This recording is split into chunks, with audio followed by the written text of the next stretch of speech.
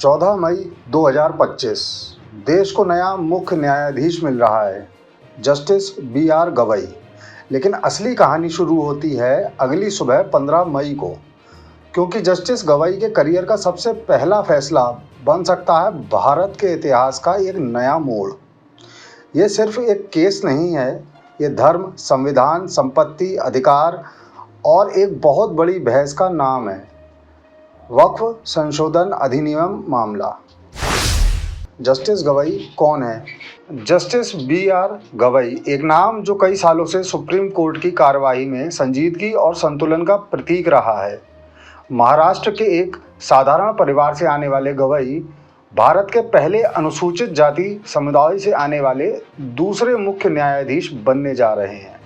उनका सफ़र दिखाता है कि न्यायपालिका में प्रतिभा, निष्पक्षता और संवेदनशीलता का कितना महत्व होता है।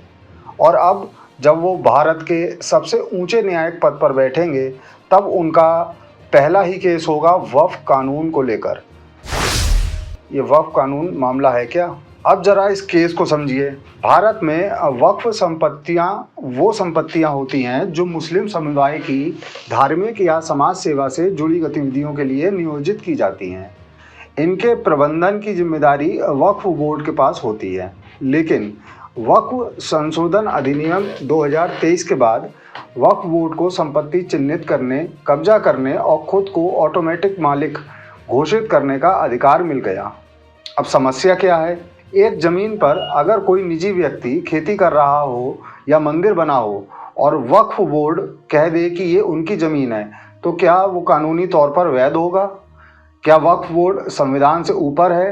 क्या ये अनुच्छेद 14 समानता का अधिकार, अनुच्छेद 25 धार्मिक स्वतंत्रता और अनुच्छेद 300A संपत्ति अधिकार का उल्लंघन है? इन सवालों के जवाब मांगने सुप्रीम कोर्ट में दर्जनों याचिकाएं दायर की गईं और अब इन याचिकाओं पर सुनवाई होगी जस्टिस गवई की अध्यक्षता में। क्यों है ये केस इतना बड़ा? इस केस की गंभीरता को समझिए। ये पहली बार है जब सुप्रीम कोर्ट सीधे वक्फ एक्ट की संवैधानिक वैधता पर विचार करेगा। हिंदू संगठनों, मंदिर समितियों और कई निजी जमीन मालिकों ने दावा किया है कि उनकी संपत्ति को गलत तरीके से वक्फ घोषित कर दिया गया है। इसके पीछे एक बड़ा सवाल है, क्या किसी धार्मिक संस्था को इतनी व्यापक शक्तियां दी जा सकती हैं कि वह बिना कोर्ट या सरकारी प्रक्रिया के जमीन हड़प सके? इस पूरे विवाद के केंद्र में है राज्य और धर्म के बीच की संवैधानिक दीवार। राजनीति और धर्म सुप्रीम कोर्ट के दरबार में। इस मामले की सुनवाई केवल कानूनी नहीं, राजनीतिक भी है। विपक्ष कह रहा है कि सरकार ने मुस्लिम तुष्टीकरण के लिए ये संशोधन पास किया। वहीं सत्तारूढ़ दल इस पर चुप है, क्योंकि एक भी शब्द कहने पर धार्मिक ध्रुवीकरण की आग भड़क सकती है। आरएसएस और हिंदू संगठन सुप्रीम कोर्ट की निगरानी में स्वतंत्र जांच और तत्काल रोक की मांग कर रहे हैं। सोचिए, जिस दिन गवई सीजीआई बनेंगे, ठीक अगले दिन उन्हें इस धार्मिक, राजनीतिक और संवैधानिक विस्फोटकों के बीच न्याय करना होगा। कोर्ट में अब तक क्या हुआ? अब तक की सुनवाई में सुप्रीम कोर्ट ने केंद्र सरकार को स्पष्ट जवाब मांगा है कि वक्फ बोर्ड को संपत्ति के अधिकार किस आधार पर दिए गए।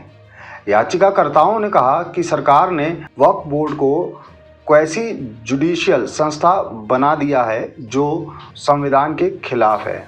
कोर्ट ने पूछा है, क्या ये अधिकार बाकी धर्मों की संस्थाओं को भी है?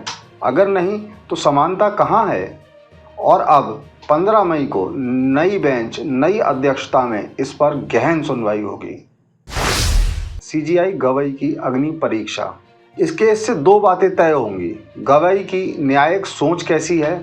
क्या वो संवेदनशील धार्मिक विषयों पर संविधान की रक्षा कर सकेंगे? गवई के लिए यह सुनवाई न सिर्फ कानूनी बल्कि सांकेतिक भी होगी। क्या भारत के नए सीजीआई धार्मिक दबावों से ऊपर उठकर न्याय कर सकेंगे? उनका फैसला यह तय करेगा कि सुप्रीम कोर्ट कितना स्वतंत्र है और क्या वह सच में संविधान का संरक्षक बना रह सकता है। फैसला आने तक क्या हो सकता है? 15 मई को बहस शुरू होगी, लेकिन यह एक लंबी प्रक्रिया होगी। कोर्ट चाहे तो तुरंत अंतरिम रोक लगा सकता है, पूरे एक्ट पर संविधान पीठ बिठा सकता है, केंद्र सरकार से स्पष्टीकरण मांग सकता है या कुछ प्रावधानों को रद्द करके बाकी को जारी रहने दे सकता है। हर एक विकल्प देश के भविष्य को किसी न किसी रूप में प्रभावित करेगा। क्या है इतिहास? भारत में इससे पहले भी धार्मिक संपत्तियों को लेकर कई मामले आए। राम जन्मभूमि मामला वर्षों तक चला और अंत में ऐतिहासिक फैसला आया। सबरीमाला मंदिर में महिलाओं की एंट्री को लेकर सुप्रीम कोर्ट ने परंपरा के खिलाफ जाकर बराबरी को चुना।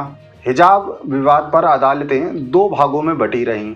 अब वक्फ एक्ट की बारी है और इससे बड़ा सवाल यह है कि क्या भारत की न्यायपालिका एक विशेष धर्म को संविधान से ऊपर मानने की इजाज़त देगी?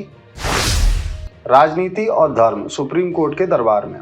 इस मामले की सुनवाई केवल कानूनी नहीं, राजनीतिक भी है। विपक्ष कह रहा है कि सरकार ने मुस्लिम तुष्टीकरण के लिए ये संशोधन पास किया। वहीं सत्तारूढ़ दल इस पर चुप है, क्योंकि एक भी शब्द कहने पर धार्मिक ध्रुवीकरण की आग भड़क सकती है। आरएसएस और हिंदू संगठन सुप्रीम कोर्ट की निगरानी में स्वतंत्र जांच और तत्काल रोक की मांग कर रहे हैं। सोचिए, जिस दिन गवई सीजीआई बनेंगे, ठीक अगले दिन उन्हें इस धार्मिक, राजनीतिक और संवैधानिक विस्फोटकों के बीच न्याय करना होगा। पब्लिक की राय और मीडिया। सोशल मीडिया पर इस मुद्दे ने बवाल मचा रखा है। हैशटैग वक्फ लॉ स्कैम और hashtag equal law for all trend कर रहे हैं।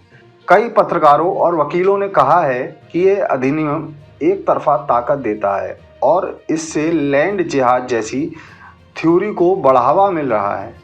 कुछ मुस्लिम संगठन इसका समर्थन कर रहे हैं। उनका कहना है कि वक्फ संपत्तियां मुस्लिम समुदाय की संपत्ति है और उन्हें पूर्ण अधिकार मिलना चाहिए। इतिहास बनते देखिए। तो अब कहानी इस मोड़ पर है। 14 मई को गवई सीजीआई बनेंगे।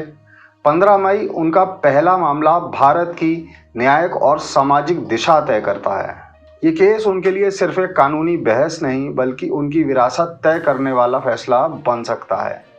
क्या वो संविधान की भावना को बरकरार रख पाएंगे या धार्मिक ताकतें संविधान को चुनौती देती रहेंगी? इसका जवाब आने वाला है 15 मई को सुप्रीम कोर्ट के दरबार में। ये सिर्फ एक केस नहीं है, ये उस सवाल का जवाब है जो भारत 75 साल से पूछ रहा है। क्या धर्म और कानून में बराबरी है? और अब ये जवाब देगा एक नया न्यायमूर्ति, भारत का नया मुख्य न्यायाधीश BR गवई।